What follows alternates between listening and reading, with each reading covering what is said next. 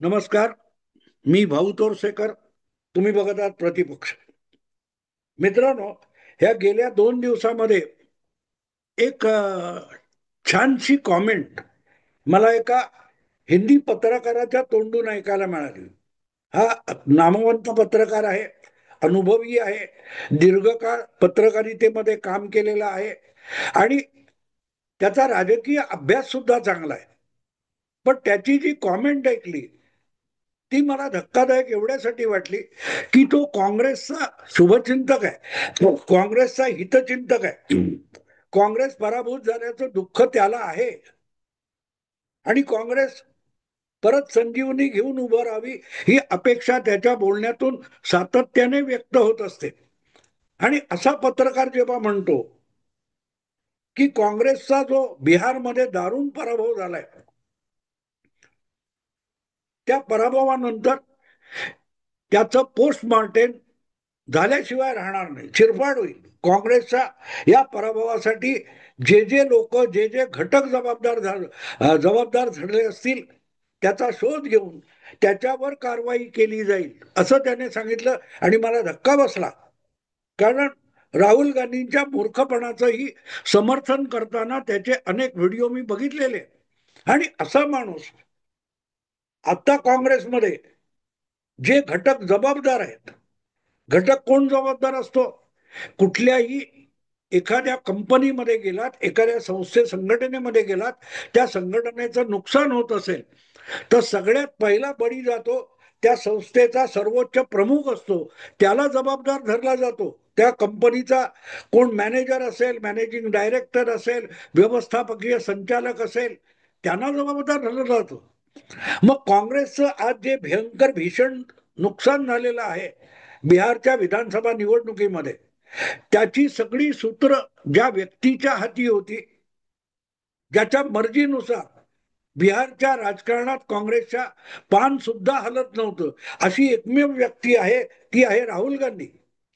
मग राहुल गांधी यांच्यावर कारवाई होणार का? कारण बिहारच्या या दारुण भयंकर लज्जास्पद अशा पराभवाचा सगळ्यात मोठा गुन्हेगार कोण असेल तर तो राहुल गांधी आहे. आणि इतकं असताना सुद्धा या पराभवाचं चिंतन मनन करण्यासाठी जी बैठक झाली, त्या बैठकीत प्रमुख कोण होता? खुद्द राहुल गांधी. म्हणजे राहुल गांधींनीच खेळ बिघडवायचा आणि राहुल गांधींनीच त्यात कोण कोण आरोपी आहेत हे ठरवायचं.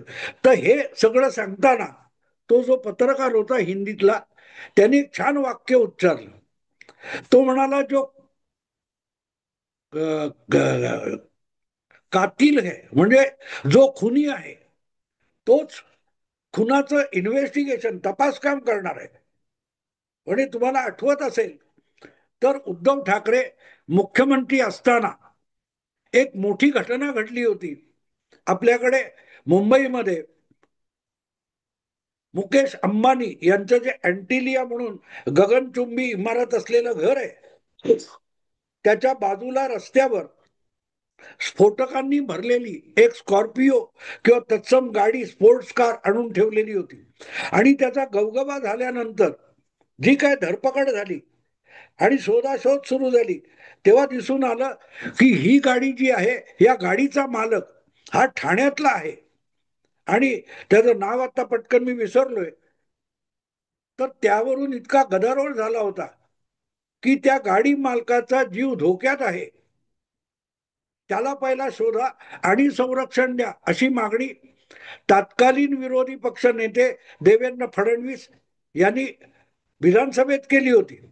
पण तो दिवस मावळण्यापूर्वीच असं दिसून आलं की त्या गाडीच्या मालकाची हत्या झालेली होती आणि त्याचा मृतदेह नव्या मुंबईत ठाण्याच्या खाडीमध्ये, वाळूमध्ये काय तो गाडलेला सापडला. त्याची हत्या झाली होती आणि मग त्याचा सगळा तपास सुरू झाला वगैरे वगैरे पुढे. पण ज्या वेळेला हा गवगवा झाला आणि ती स्फोटकांनी भरलेली गाडी, संशयास्पद गाडी अँटिलिया जवळ सापडली, तेव्हा त्याचं काय तो त्याचा तपास काम हे तातडीने कोणाकडे सोपवण्यात आलं? सचिन वाझेकडे. आठवतं ना तुम्हाला? सचिन वाझेकडे ते तपास काम सोपवण्यात आलं. पण इतक्या वेगवान घटना घडल्या की त्यामधला सगळ्यात मोठा संशयित हा खुद्द सचिन वाझे आहे हे लक्षात आलं. आणि तेवढंच नाही तर त्या गाडीचा मालक, जो कोणी, याचं नाव विसरलो मी, तो जो गाडीचा मालक होता, त्याच्या हत्येतला मारेकरी सुद्धा किंवा मारेकऱ्यांचा सूत्रधार सचिन वाझे होता हे पुढे सिद्ध झालं. सचिन वाझेला अटक होऊन आता तो 3-3.5 वर्ष, 4 वर्ष होत आली तुरुंगात सडत पडलेला आहे. त्याला जामीन सुद्धा मिळत नाहीये. पण ज्याने त्या गाडीच्या मालकाचा मर्डर केला किंवा ती गाडी त्याच्याकडून जबरदस्तीने घेऊन स्फोटकांनी भरून अँटिलिया जवळ ठेवली होती, त्या गुन्ह्याचा तपास कोणावर सोपवला होता? सचिन वाझेवर. म्हणजे गुन्हेगारानेच आपल्या गुन्ह्याचा तपास करावा, ही जी काही गंमत झालेली होती तशीच्या तशी गंमत आज काँग्रेस पक्षामध्ये होते. असं ह्या हिंदी पत्रकाराचं म्हणणं आहे की कातिल ही मर्डर की इन्व्हेस्टिगेशन करेगा. म्हणजे राहुल याच्याच कर्तबगारीमुळे, पराक्रमामुळे बिहारमध्ये काँग्रेस पक्ष मारला गेलेला आहे, मेलेला आहे. मारणारा कोण आहे? आपल्या अत्यंत चुकीच्या डावपेचांनी, आपल्या चुकीच्या वागण्यामुळे राहुल गांधींनी बिहारमध्ये काँग्रेस पक्षाची मर्डर केली आहे. पण त्या मर्डर होण्याचा किंवा त्या मृताचा तपास कोण करणार? तर राहुल गांधी करणार. यासारखा काँग्रेसमध्ये दुसरा विनोद नाही. अनेक पत्रकार किंवा भाजपचे समर्थक दाखवून देतात की गेल्या 10 वर्षात किंवा काय राहुल गांधी काँग्रेसचे म्होरके किंवा सर्वोच्च नेते झाल्यापासून लागोपाठच्या एक एक करत 95 निवडणुका काँग्रेस हरलेली आहे. याचं श्रेय राहुल गांधींना जातं. म्हणजे 2014च्या लोकसभा निवडणुकीत नरेंद्र मोदींनी काँग्रेस मुक्त भारत असं एक वाक्य उच्चारलं होतं, त्यावरून गहजब झाला होता. पण त्यानंतरच्या काळात राहुल गांधी यांनी जे जे काय राजकीय खेळ केलेत ते बघितलं तर काँग्रेस मुक्त भारत हा कार्यक्रम जणू काय राहुल गांधींनी हाती घेतलाय. आणि एक एक राज्यातून काँग्रेस नामशेष होईल यासाठी ते प्रयत्नशील असतात. आणि ज्या ज्या पक्षाला राहुल गांधी सोबत घेतील त्या पक्षाचा सुद्धा राहुल गांधी पुरता बोजवारा उडवून टाकतात. आता आपण बघतोय, आता सगळे बिहारच्या निवडणुकीचं जे जे विश्लेषण करतायत असे सगळे लोक एक गोष्ट अगत्याने सांगतात की जर काँग्रेस आणि राष्ट्रीय जनता दल म्हणजे लालू तेजस्वी यादवचा पक्ष यांची आघाडी झाली नसती आणि ती सगळी निवडणूक बिहारची जर राष्ट्रीय जनता दलाने स्वबळावर लढवली असती तर कदाचित यापेक्षा जास्त जागा तेजस्वी यादव मिळवू शकला असता. कारण 70 जागा काय 60 जागा या काँग्रेसला दिल्या, त्यातून अवघ्या काय 4 का 5 आलेल्या आहेत. म्हणजे अधिकाधिक जागा पराभूत होण्यासाठीच काँग्रेसला त्या हव्या असतात.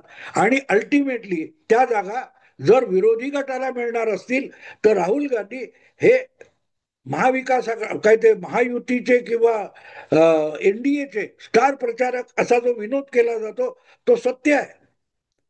पण गंमत अशी आहे की आता व्हायचं ते होऊन गेलं. आता त्याबद्दल ठीक आहे, वोट चोरी, ईव्हीएम ही रडगाणी आपण ऐकतोय, त्याच्यावर नव्याने पांडित्य करण्याची गरज नाही. माझा मुद्दा इतकाच आहे की राहुल गांधींनी फक्त काँग्रेस पक्षाला विविध राज्यातून नामशेष करून टाकले किंवा लंगडं पांगळं करून टाकले, अर्धमेलं करून टाकले, ही वस्तुस्थिती असली तरी त्याच्या बरोबर आणखी एक वस्तुस्थिती आहे, त्याच्यावर फारशी चर्चा होत नाही. ती वस्तुस्थिती म्हणजे राहुल गांधींच्या कालखंडामध्ये जो जो पक्ष मित्र पक्ष म्हणून, स्थानिक पक्ष म्हणून काँग्रेस बरोबर हातमिळवणी करतो त्या त्या पक्षाचं वाटोळं झालेलं आहे. त्या त्या पक्षाचं काँग्रेसमुळे आणि राहुल गांधीमुळे प्रामुख्याने नुकसान झालेलं आहे. अगदी 2017 मध्ये 2017 मध्ये बघा, 2017 मध्ये उत्तर प्रदेश विधानसभेची निवडणूक होती आणि उत्तर प्रदेशात भारतीय जनता पक्षाकडे मुख्यमंत्री पदासाठी म्हणून दाखवायला चेहरा सुद्धा नव्हता. उत्तर प्रदेशात त्यावेळेला भले लोकसभेच्या 80 पैकी 73 जागा एनडीएने आणि भाजपने जिंकलेल्या असल्या तरी राज्यातली सत्ता समाजवादी पक्षाकडे होती आणि अखिलेश यादव हा उत्तर प्रदेशचा मुख्यमंत्री होता.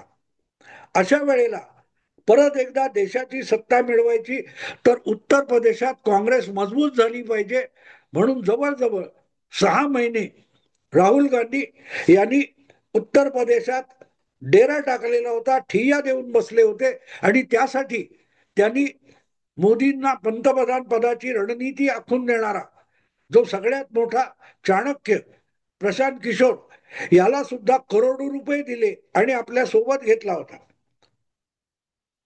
काय झालं, हळूहळू करत प्रशांत किशोर सुद्धा इतका निराशाग्रस्त आणि हताश झाला की स्वबळावर उत्तर प्रदेशात काँग्रेस लढू शकणार नाही या निष्कर्षापर त्याला यावं लागलं. त्याची सगळी रणनीती राहुल गांधींनी मातीमोल केली आणि मग त्याने पर्याय सांगितला, आता एकच मार्ग आहे की मोदी आणि भाजप हे इतकं मोठं आव्हान आहे की त्या आव्हानाला सामोरं जायचं असेल तर आपल्याला उत्तर प्रदेशात कुठल्या तरी मित्र पक्षाबरोबर जावं लागेल. आणि त्यासाठी प्रशांत किशोरच्या सल्ल्यानुसार राहुल गांधी आणि काँग्रेस यांनी समाजवादी पक्षाबरोबर हातमिळवणी करायची ठरवली आणि मग यूपी के लडके म्हणून राहुल गांधी आणि अखिलेश यादव सोबतीने फिरायला लागले, सोबतीने प्रचार करायला लागले. त्यांनी जागा वाटप केलं आणि काय झालं होतं 2017 मध्ये 403 पैकी 325 जागा भारतीय जनता पक्ष आणि त्यांची आघाडी जिंकली होती. जो पक्ष 212 इतक्या आमदारांनी बहुमताने सत्तेवर होता तो अखिलेशचा समाजवादी पक्ष हा उत्तर प्रदेशात 47 का 48 आमदारांपर्यंत खाली आला. म्हणजेच जवळजवळ 150हून अधिक जागा राहुलची संगत सोबत केल्यानंतर अखिलेशला गमावण्याची पाळी आली आणि तिथून जो सिलसिला सुरू झालाय, जो कोणी काँग्रेस बरोबर हात मिळवणी करेल त्याला त्याला आपला पक्ष बुडवतानाच राहुल गांधी सुद्धा बुडवून देतात. अपवादच म्हणायचा असेल तर फक्त जम्मू काश्मीरमध्ये ओमर अब्दुल्ला आणि त्यांच्या नॅशनल कॉन्फरन्स या पक्षाचं नुकसान राहुल गांधी करू शकले नाहीत, काँग्रेस करू शकली नाही. मला वाटतं झारखंड सॉरी हरियाणा आणि जम्मू काश्मीर या निवडणुका विधानसभेच्या एकत्र झाल्या. त्यामध्ये काँग्रेसला मोठा हिस्सा जागांचा जम्मू काश्मीरमध्ये जम्मूच्या भागात देण्यात आला होता. तिथे काँग्रेसला आपला प्रभाव दाखवता आला नाही, पण निदान काश्मीरच्या भागामध्ये जिथे जास्तीत जास्त जागा उमर अब्दुल्लाने आपल्याकडे ठेवल्या होत्या त्या तो जिंकू शकला. त्यामुळे एकच सांगता येईल की काँग्रेसला सोबत घेतल्यामुळे ओमर अब्दुल्लाचं नुकसान झालं नाही आणि दुसरीकडे राहुल गांधींना वर्चस्मा निवडणूक काळात न देणारा दुसरा एक नेता शहाणा आहे आणि त्याने राहुल गांधींना आपलं नुकसान करू दिलं नाही. असा दुसरा चाणाक्ष आणि हुशार नेता म्हणजे झारखंडचा हेमंत सोरेन. महाराष्ट्राबरोबरच झारखंडची विधानसभा निवडणूक झाली पण तिथे भाजपला यश मिळालं नाही, कारण हेमंत सोरेन याने काँग्रेसला सोबत ठेवलं तरी झारखंड मधल्या विधानसभेच्या निवडणुकीच्या प्रचाराची आणि निर्णयाची धुरा ही राहुल गांधींना हाती घेऊ दिली नाही. सगळ्या बाजूने हेमंत सोरेन झारखंड मधली निवडणूक आणि त्याची सूत्र आपल्या हाती ठेवून होता, तर त्यांच्या झारखंड मुक्ती मोर्चाचं नुकसान झालं नाही. काँग्रेस फार जागा निवडून आणू शकली नाही, जागा कमी झाल्या, पण राहुल गांधी हेमंत सोरेनचं आणि झारखंड मुक्ती मोर्चाचं नुकसान करू शकले नाहीत. हे दोन अपवाद सोडले तर जिथे जिथे मित्र पक्षाबरोबर आघाडी करून राहुल गांधींनी निवडणुका लढवल्या तेव्हा स्वतःच्या पक्षाचं नुकसान करतानाच मित्र पक्षाचं पण राहुल गांधींनी यथेच्छ नुकसान केलेलं आहे आणि ह्याचा दुसरा अनुभव आता बिहारमध्ये तेजस्वी यादवने घेतला. गेल्या वेळेला म्हणजे आपण मागे गेलो तर 2020 मध्ये सुद्धा ऐन करोना काळामध्ये, लॉकडाऊनच्या काळामध्ये बिहारची विधानसभा निवडणूक झाली होती आणि दोनच पक्ष होते, काँग्रेस आणि राष्ट्रीय जनता दल. अधिक ते काय लेफ्ट फ्रंट वगैरे होते पण ते चिरकुट होते. काँग्रेसला 70 जागा दिल्या होत्या. 70 पैकी 51 जागा काँग्रेसने गमावल्या, 19 जागा आल्या. यावेळेला तर त्या आणखीन घटल्या, पण निदान यावेळेला जागा तरी 10 कमी केल्या होत्या. सांगायचा हेतू असा की त्यानंतर ही चर्चा सुरू झाली की जर काँग्रेसला 70 जागा राष्ट्रीय जनता दलाने दिल्या नसत्या तर कदाचित तेव्हाच नितीश कुमार यांना पाय उतार व्हावं लागलं असतं आणि एक 30-40 जागा काँग्रेसला देऊन अधिकच्या 30 जागा राष्ट्रीय जनता दलाने लढवल्या असत्या तर 5 वर्षापूर्वीच राष्ट्रीय जनता दल कदाचित 95-100 पर्यंत गेली असती आणि मित्र पक्षांबरोबर तेजस्वी यादवनी आघाडी करून मुख्यमंत्री पद बळकावलं असतं. पण झालं नाही. तेव्हाही 5 वर्षापूर्वी तेजस्वी यादव आणि राष्ट्रीय जनता दलाचं राहुलनी नुकसान केलं होतं, यावेळेला परत केलं होतं आणि त्यानंतर अखिलेश वगैरे अनेक उदाहरणं आहेत. मी त्याच्यात जात नाही. महाराष्ट्रात उद्धव ठाकरे आहेत किंवा आणखीन तिकडे कर्नाटकमध्ये तुमच्या जनता दल सेक्युलर आहे, इतर अनेक ठिकाणी आहेत. हा, तमिळनाडूमध्ये किंवा केरळमध्ये ते त्यांना शक्य नाही, कारण त्यांना राहुल गांधींना जागा सोडण्यापलीकडे तमिळनाडू आणि केरळचे नेते आपल्या प्रचारामध्ये उभं सुद्धा करत नाहीत. पण उरलेल्या ठिकाणी राहुल गांधी यांचा एक खाक्या राहिलेला आहे की आपल्या बरोबर मित्र पक्षाचंही नुकसान करायचं आणि हे ओळखणारी पहिली व्यक्ती कोण असेल तर ती ममता बॅनर्जी. आणि म्हणून मागल्या 10 वर्षामध्ये अतिशय कटाक्षाने ममता बॅनर्जी यांनी काँग्रेस बरोबर दिल्लीच्या राजकारणात हातमिळवणी केली. देशव्यापी राजकारणामध्ये, राष्ट्रीय राजकारणामध्ये काँग्रेसला ममता दिदीने साथ दिली. पण बंगाल लोकसभा असो किंवा विधानसभा निवडणूक असो त्यामध्ये ममता दिदी काँग्रेस बरोबर कुठलीही भागीदारी करत नाहीत, कुठलीही भागीदारी करत नाहीत. आणि म्हणून राहुल गांधी ममता दिदीचं नुकसान करू शकलेले नाही. आणि आज राहुल गांधी हे जेव्हा बिहारच्या पराभवाचं पोस्टमॉर्टेम करायला बसले तेव्हा त्यांच्या समोर सगळ्यात मोठी चिंता कुठची असेल तर येणाऱ्या ज्या 2026 मधल्या 4 विधानसभा निवडणुका आहेत, आसाम, बंगाल, तमिळनाडू आणि केरळ, या 4 विधानसभा निवडणुकांमध्ये केरळ आणि तमिळनाडू इथे काँग्रेसला स्थानिक प्रादेशिक मित्र पक्षांबरोबर हातमिळवणी करावी लागते. पण ते पक्ष राहुल गांधींना आपल्या प्रचारामध्ये फारसे घुसखोरी करू देत नाहीत. तमिळनाडूमध्ये ज्या जागा तोंडावर फेकल्या जातील त्या मिळतात तेवढ्या मेहरबानी म्हणून काँग्रेस स्वीकारते. आसाममध्ये काँग्रेस एकटी लढू शकते आणि त्यामुळे तिथे एक सरळ लढत आहे पण मित्र पक्ष नाहीत. आणि बंगालमध्ये ममता दिदी यांना बरोबर घेत नाही. त्यामुळे आज राहुल गांधींना भेडसावणारी सगळ्यात मोठी समस्या काय असेल की येणाऱ्या वर्षातल्या म्हणजे साधारणतः एप्रिल मे महिन्यात ज्या निवडणुका होणार आहेत 2026 त्यामध्ये आपण 4 विधानसभा निवडणुकींना सामोरे जाणार आणि त्या विधानसभा निवडणुकीच्या काळामध्ये आपल्याला मित्र पक्ष असतील पण आपण कुठल्याही मित्र पक्षाचं नुकसान करू शकणार नाही. मग त्या निवडणुका कशाला लढवायच्या ही राहुल गांधींची समस्या आहे.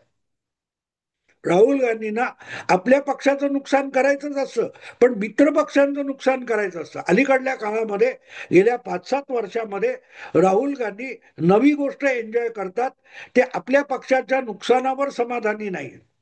मित्र पक्षाचं नुकसान करणं ही आता राहुल गांधींची हॉबी झालेली आहे. आणि त्यामुळे आसाममध्ये स्वबळावर लढावं लागणार, बंगालमध्ये ममता दिदी सोबत घेत नाहीत, तमिळनाडूमध्ये फेकलेल्या जागांपुरतं मर्यादित राहा हा स्टॅलिनचा आदेश आहे. राहिलं केरळ.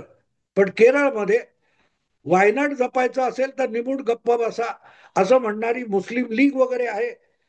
या सगळ्या परिस्थितीत राहुल गांधींना आज चिंता कसली आहे की आगामी 4 विधानसभा निवडणुकीमध्ये कुठल्याही मित्र पक्षाचं नुकसान करता येणार नाही, हा राहुल गांधींना भेडसावणारा प्रश्न आहे. मित्रांनो, आता इथेच थांबतो. आवडलं लाईक करा, शेअर करा आणि प्रतिपक्षाला सबस्क्राईब करा. नमस्कार.